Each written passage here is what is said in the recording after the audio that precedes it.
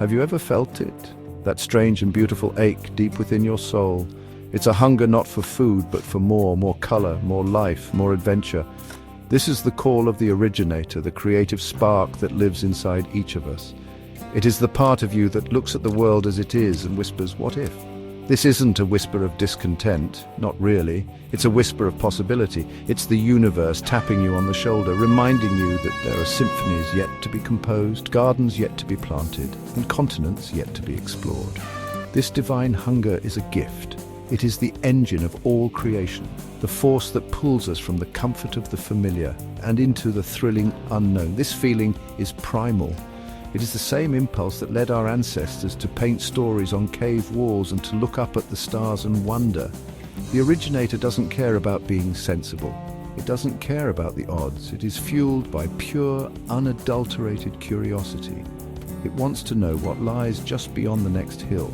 It wants to feel the texture of a life it has only imagined. It is a restless, beautiful energy that refuses to be ignored. When you feel that pull, that deep yearning for something new and different, know that you are not alone. You're simply in conversation with the most creative and courageous part of yourself, the part that is ready to begin. The originator's hunger is not about rejecting the life you have. It is about adding to it. It's about expansion. Think of your life as a canvas. The originator is the part of you that sees the blank spaces and feels an irresistible urge to fill them with vibrant color. It wants to mix new shades, to try new brush strokes, to create a masterpiece that is uniquely yours. This creative spark doesn't demand perfection. It only demands participation. It asks that you show up, ready to play. It asks that you listen to that inner yearning and have the courage to ask, what's next? Because the answer to that question is where the magic always begins. This spark is the starting point of every great journey. It is the seed from which all new realities grow. It's the quiet idea that pops into your head while you're washing the dishes. It's the sudden desire to learn a new language or to visit a city you've only seen in movies. Do not dismiss these feelings. They are messages from your soul. They are invitations to collaborate with the universe. The originator is calling you to step into the role of a creator. It is asking you to take the raw materials of your life, your dreams, your hopes, your curiosity, and build something beautiful, something real, something that has never existed before. The originator is a master architect. It builds a bridge between the world of your imagination and the world you walk in every day. This bridge is not made of steel or stone. It is woven from threads of feeling, intention, and action. When you allow yourself to truly feel the excitement of a dream, you are laying the first plank of that bridge. You are telling the universe, yes, I am open to this, I'm ready for this. This is how fantasy begins, its slow magical transformation into reality. Your dreams are not just idle thoughts, they are blueprints for potential experiences. They are maps to undiscovered parts of yourself. This connection between dreaming and living is where true alchemy happens. A dream without action is just a wish, but a dream that is nurtured, that is given attention and energy, starts to take on a life of its own. It begins to pull you forward. The originator knows that the key to building this bridge is to engage your senses. Don't just think about learning to bake bread. Imagine the smell of yeast, the feeling of the soft dough in your hands, the warm, crusty taste of the first slice. By doing this, you are making the dream tangible.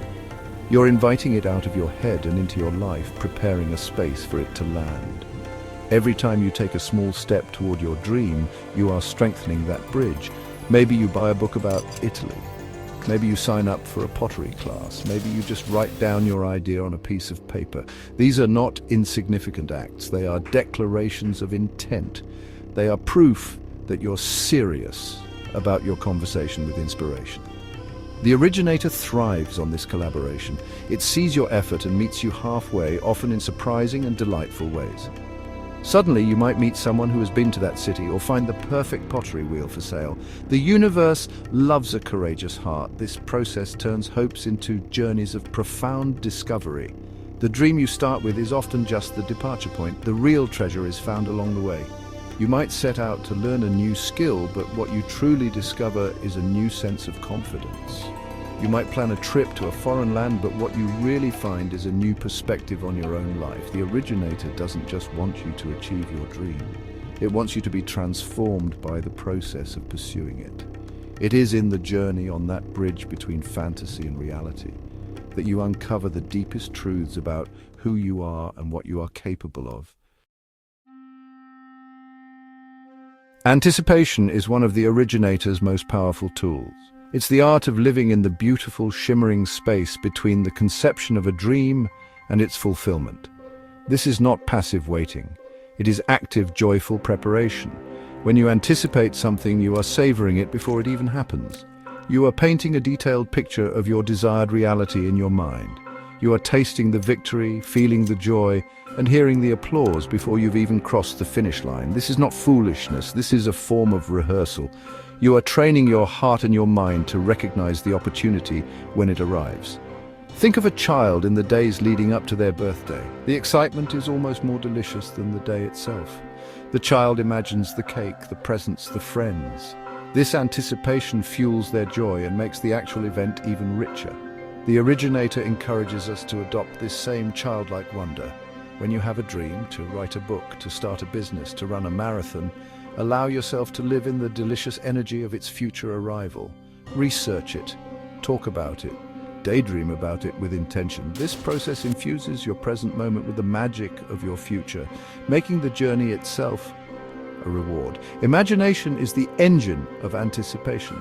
It allows you to try on different futures for size. You can visualize the steps you need to take. You can imagine overcoming the obstacles. You can feel the sense of accomplishment that awaits you. This is not about creating a rigid, inflexible plan. It's about creating a feeling state. You are aligning your energy with the energy of your goal. When you do this, you begin to notice things you wouldn't have noticed before. You see pathways and possibilities that were previously invisible. Your imagination illuminates the road ahead, turning a vague wish into a series of achievable steps. This powerful combination of imagination and anticipation is what turns a fantasy into a concrete plan. The dream of traveling more becomes saving $100 a month for a trip to Costa Rica next year. The fantasy of being more creative becomes dedicating Saturday mornings to painting in the garage. The originator asks you to get specific. It wants you to color in the details of your daydream, because the more real it feels in your mind and in your heart, the more magnetic it becomes. You're no longer just hoping for something to happen. You are actively, joyfully, and creatively calling it into being. Of course, this powerful creative impulse has a shadow side. The same hunger that fuels the originator can also manifest as a deep and unsettling restlessness. If this creative energy is not given an outlet, it can curdle within you. It can feel like anxiety, like a constant sense of unease. You might feel stuck, irritable, or perpetually dissatisfied with your life without knowing why. This is often the cry of your inner originator, begging for a project, for a challenge, for a journey to embark upon. It's a sign that your creative soul is undernourished and needs to be set to a task. Another danger is the fantasy trap. This is when the daydream becomes so comfortable and so perfect that you never want to leave it. In your imagination, there are no obstacles, there is no hard work, there is no risk of failure. It can be tempting to live there forever, endlessly refining the fantasy without ever taking the first step to make it real. The originator can get caught in this loop, mistaking the pleasure of the dream for the fulfillment of the experience. This is the difference between being a dreamer and being a creator. A creator is willing to get their hands dirty in the messy, imperfect world of reality. This can also lead to a feeling of emptiness. When there is a vast gulf between the rich, vibrant world you've built in your mind and the mundane reality of your daily life, it can create a profound sense of loss. You might feel like you are living a double life, one that is exciting and full of promise, and another that is grey and uninspired. This feeling of being stuck is a painful state. It's the feeling of standing on one side of the bridge, looking across at the beautiful land you've imagined, but feeling too scared or too overwhelmed to take the first step across. Recognizing these shadow aspects is crucial. They are not signs that your dreams are wrong or that you are broken. They are simply signals. Restlessness is a signal to start moving. Getting caught in fantasy is a signal to take one small, tangible action. That feeling of emptiness is a signal to begin building the bridge between your inner and outer worlds. The originator's energy is like water. It needs to flow. When it becomes stagnant, it can cause problems. The key is to acknowledge these difficult feelings not as stop signs, but as arrows pointing you in the direction you need to go. So how do you cross the bridge? How do you move from the cozy world of daydreams to the unpredictable terrain of action? The answer is both terrifyingly simple and profoundly brave. You take one step, just one. You don't need to see the entire path. You don't need to have all the answers. You just need to have enough courage for the next 10 seconds. The originator doesn't ask for a detailed 5-year plan. It asks for a single gesture of faith. Buy the domain name, send the email, sketch the first design, make the phone call. This first step is the most powerful because it breaks the spell of inertia. A key piece of advice is to trust that journey, not just the outcome. We often get so fixated on what the final destination will look like that we paralyze ourselves. We're afraid it won't be as perfect as our dream, but the originator knows that the real treasure isn't the destination, it's the person you become while traveling. Let go of your attachment to a specific outcome. Allow for detours. Allow for surprises. Allow for the possibility that the journey will lead you somewhere even better than you imagined. Your job is simply to keep showing up, to keep taking the next right step, and to trust that the path will reveal itself as you walk it. It's also essential to balance your dreams with reality. This doesn't mean shrinking your dreams to fit your current circumstances. It means grounding your dreams in the soil of your actual life. You can't quit your job and move to Paris tomorrow. That's okay. Can you start a French-themed dinner club? Can you spend 15 minutes a day learning French on an app? The originator is pragmatic. It understands that big dreams are built from 1,000 tiny, manageable actions. Find ways to weave your dream into the fabric of your existing life. Let it be a source of joy and energy, not a source of pressure and stress. Finally, and most importantly, you must honor your hopes.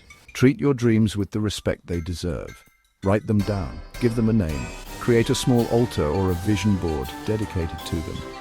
When you treat your ideas as sacred, you are sending a powerful message to yourself and to the universe. You are saying, this matters. I matter. This simple act of honoring your inner world gives you the strength and the permission to start manifesting it in the outer world. Do not dismiss your daydreams as frivolous. They are missives from your soul. Honor them, and they will honor you back.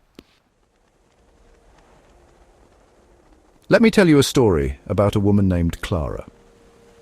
Clara had a recurring dream. She dreamt of a lush, vibrant garden bursting with flowers and vegetables. During the day, she lived in a small city apartment with only a concrete balcony.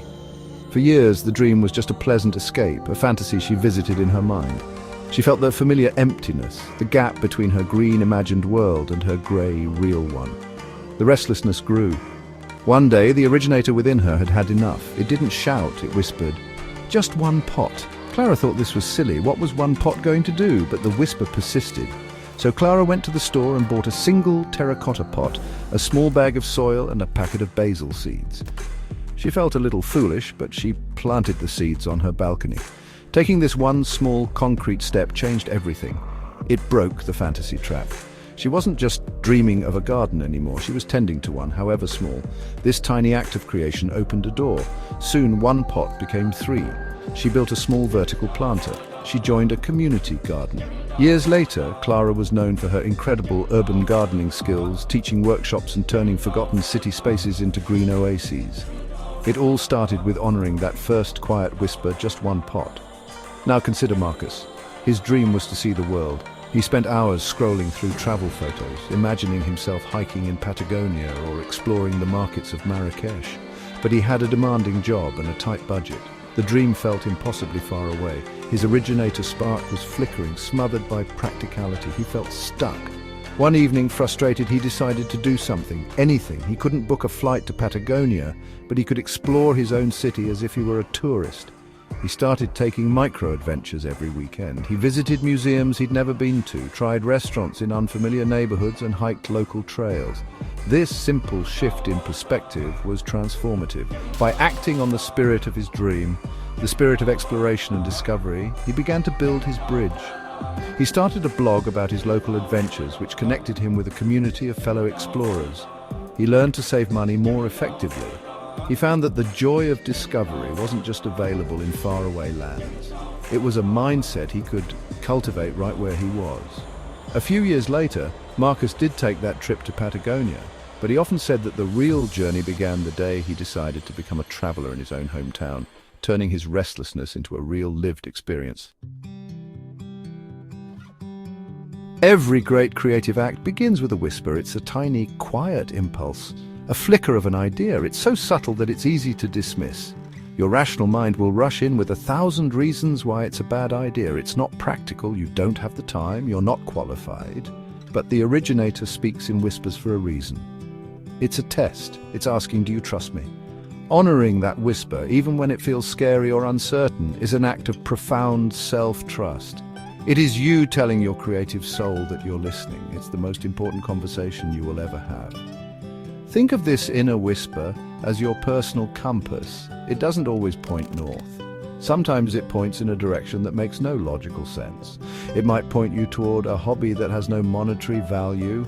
It might point you toward a conversation with a stranger. It might point you toward a period of rest when you feel you should be hustling. Learning to trust this compass, even when you can't see the destination, is the fundamental practice of living a creative life. Your job isn't to question the compass. Your job is to follow it one step at a time and trust that it is leading you toward your own unique truth. This trust is built over time through small acts of courage. Maybe the whisper says, sing out loud in the car, so you do it and you feel a little jolt of joy. Maybe the whisper says, wear the bright yellow coat, so you do, and you feel a little more like yourself. Each time you honor a small whisper, you strengthen your ability to hear and trust the bigger ones. You are building a relationship with your own intuition. You are learning the language of your soul. This is not about being reckless, it is about being reverent toward the quiet, guiding intelligence that resides within you. Sometimes, honoring the whisper is terrifying. It might ask you to leave a relationship, to change careers, or to share a vulnerable piece of your heart with the world. This is when faith is required. You must have faith that the universe is conspiring in your favor. You must have faith that your inner compass knows the way. Even when you are walking in the dark, fear will be there. It will be loud. Your task is to acknowledge the fear and thank it for trying to protect you, and then gently turn your attention back to the whisper. That whisper is your lifeline. It is your true north. Trust it. We live in a culture that is obsessed with outcomes. We want to see the finished product, the final result, the shiny trophy. But the originator is not interested in trophies. The originator is interested in the process. It is fascinated by the journey itself, the messy middle, the unexpected detours, the lessons learned from failure. When you embark on a creative path, you must shift your focus from the destination to the journey. The journey is where the magic lives. The journey is where the transformation happens. The destination is just the excuse to get started. Think about it this way. If you set out to climb a mountain solely for the purpose of standing on the summit for 5 minutes, you will miss everything. You will miss the way the light filters through the trees in the morning. You will miss the scent of the pine needles. You will miss the feeling of your own strength as you navigate a difficult patch of trail. You will miss the camaraderie with your fellow climbers. The originator invites you to fall in love with the climb. It invites you to find the beauty and the meaning in every single step, not just the final one. This means learning to embrace imperfection. The journey is never a straight line. You will stumble, you will get lost. You will create things that are not very good. This is not failure. This is part of the sacred process. Every mistake is a teacher. Every setback is a redirection. The originator knows that the most interesting art and the most fulfilling lives are not the ones that are perfect, but the ones that bear the marks of a well-traveled journey. So be gentle with yourself. Allow yourself to be a beginner. Allow yourself to be messy. It is all part of the dance. When you learn to love the journey, you become unstoppable. You are no longer motivated by external validation or the promise of a perfect outcome. You are motivated by the sheer joy of creation. You are fueled by curiosity. You're engaged in a lifelong conversation with inspiration. This is the secret to sustainable creativity and a deeply fulfilling life. Don't wait for the finish line to celebrate. Celebrate the courage it took to start. Celebrate the resilience it took to keep going. Celebrate the beautiful, sacred, messy, and magical journey you are on. In the end, the goal is not just to achieve your dreams, the goal is to become your dreams. It is to so fully integrate your creative spark into your life that it naturally shines out into the world. You no longer have to chase inspiration because you've become a home for it. Your life itself becomes a creative act. The way you speak to people, the way you arrange flowers in a vase, the way you approach your work, it all becomes infused with the light of your unique soul. This is the ultimate expression of the originator. Being true to yourself is the final instruction. Stop trying to be like someone else. Stop trying to create what you think the world wants. The world doesn't need another copy. The world needs you in all your strange, beautiful, and specific glory. Your unique combination of passions, curiosities, and experiences is your greatest gift. When you have the courage to honor that uniqueness, you give everyone else permission to do the same. Your authentic expression becomes a beacon, reminding others of the creative spark that lives within them too. Let your dreams emanate naturally. You don't have to force it, you don't have to shout. When you are truly aligned with your inner originator, when you are faithfully walking your path and honoring your whispers, your light will shine on its own. It will be visible in the joy in your eyes. It will be audible in the confidence in your voice. It will be palpable in the energy you bring into a room. People will be drawn to it, not because you are perfect, but because you are real. You have become a living embodiment of the creative process. So listen for that divine hunger, that quiet whisper of what if. Do not be afraid of it, welcome it. It is the voice of your truest self. Nurture it with curiosity and anticipation.